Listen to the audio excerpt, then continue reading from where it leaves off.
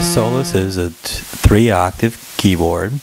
It has 2 VCOs, or voltage controlled oscillators. It also has a low pass filter and 1 ADSR envelope control, which is applied to both the VCA and the filter as well. It also has a couple things that most of the budget synths, analog synths, do not have. One of them being a ring modulator, and another thing, because it is a 2 VCO synthesizer, which probably also allows the ring modulator, but it also has oscillator sync. Here are the parts of the Solus. We start with master tune button, and then next to it is a transpose switch, which gives you a control of the transposition of the keyboard 1 octave up or 1 octave down. And actually there's another secret octave either way, which we'll talk about later. And then also it has a switch for the pulse width modulation source, whether it's the envelope generator or the sine wave from the LFO. You have a pitch bend knob, which is different than the Moog pinch bend wheels, but it does have a center dead band instead of a detent, so you can get back in tune. And there's also a vibrato that you can add from the LFO, and also a portamento or glide control. You have 2 voltage controlled oscillators. Each one has 2 waveforms, although you are not set to just these 2, because you can vary the amount of each of these 2, so you can get kind of a cross. There's a sawtooth and a square, and you can get a kind of a cross between the sawtooth and the square. And you also have a pulse width, so that square can be a very rectangular pulse width or a square wave, and then you can also add modulation into the pulse width. For the second oscillator, you can vary the amount that is detuned from oscillator 1, whether it's just up or down an octave, or actually, I'm sorry, up 1 octave or up 2 octaves. You can also detune it slightly using the VCO tune control. You can sync it to VCO1, and you can also add an FM or frequency modulation, either from the envelope, the low frequency oscillator, or you can add a pedal such as a Roland EV5, which can give you FM into the signal chain. Next is the LFO control, which just varies the LFO speed. The various spots where the LFO is used, it's already configured for either an LFO square wave or sine wave. Now, in the voltage controlled filter, it is a resonant filter. It has both the cutoff and resonance control, and it will self-oscillate.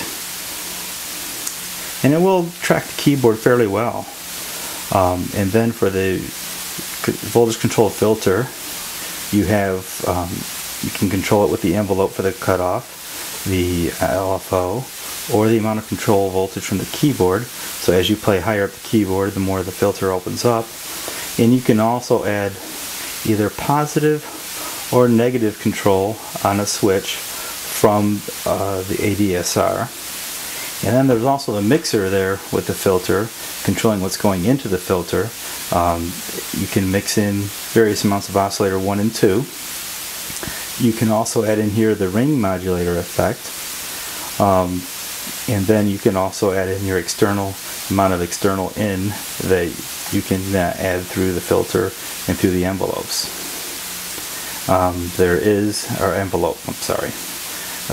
have the VCA next, which is this. It kind of serves as a volume control, but it's not really a volume control.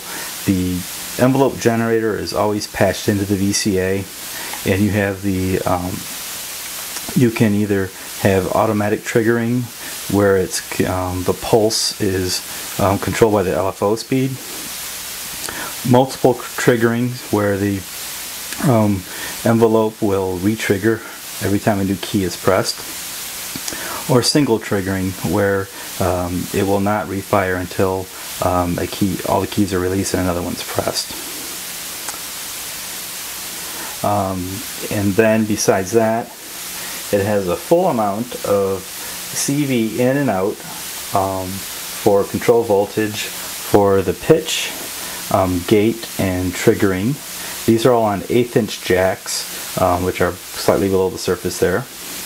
You then have 1/4 inch jacks, one for a foot pedal, which can either control the cutoff frequency on the filter, or add add FM to oscillator 2.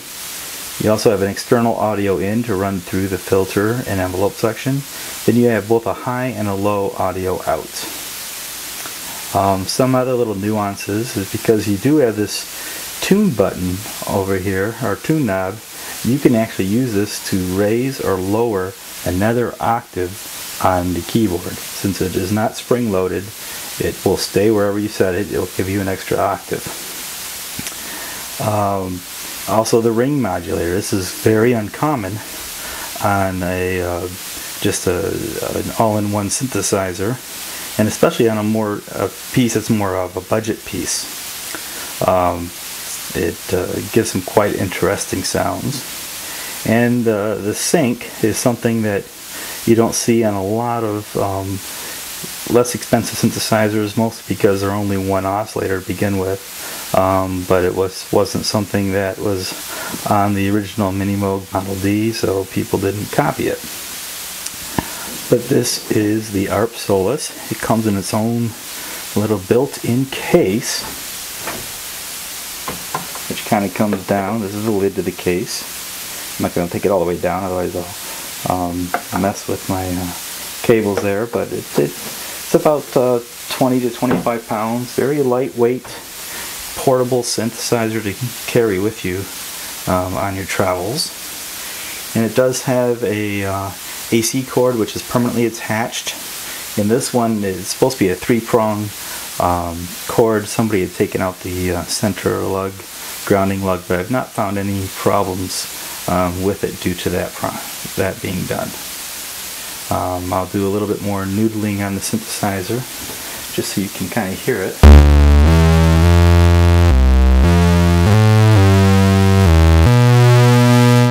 You take this down, pitch bend down, and you got another octave.